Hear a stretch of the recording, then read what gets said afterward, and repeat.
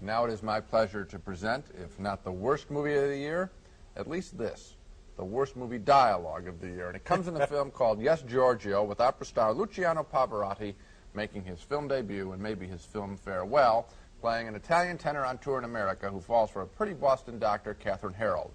In this memorable scene, Pavarotti, playing a singer known as Giorgio Fini, tries to convince Catherine Harold to accompany him to San Francisco. The great line of dialogue comes at the end of the scene. Last night I could not sleep until I know what to do about Pamela. Then all at once, I know what I must do. A ticket to San Francisco? Si. Come, carissima. The plane leaves in 45 minutes. Oh, no, thank you. It's a very generous offer. In fact, the nicest I've had all day.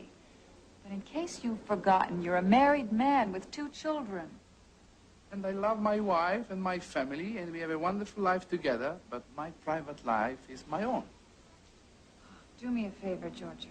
Go to the airport, get on that plane, and fly out of my life forever.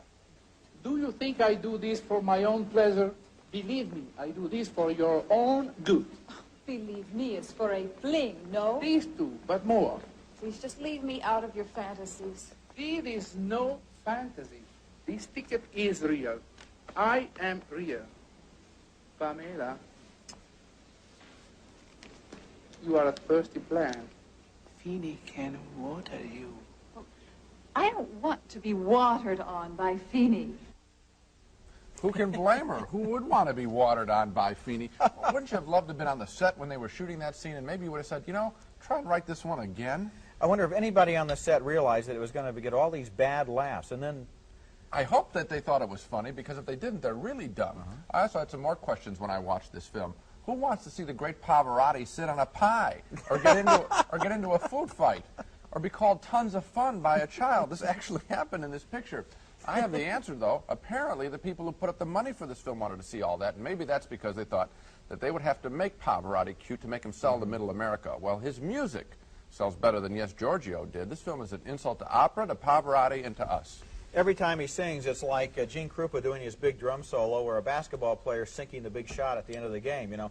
I will sing this aria just for you. It's like it's a stunt or something. I know. You know, and then when he sings, it's beautiful, but it's in a totally different movie. Yeah, just 2 pictures. And I think interviews with him and just listening to him sing the same music would have made a much better film. Or they could have made a comedy and really made fun of opera, you know. The one thing that this picture needed was one of the Marx Brothers, maybe, Okay. to come on stage and save Pavarotti from himself.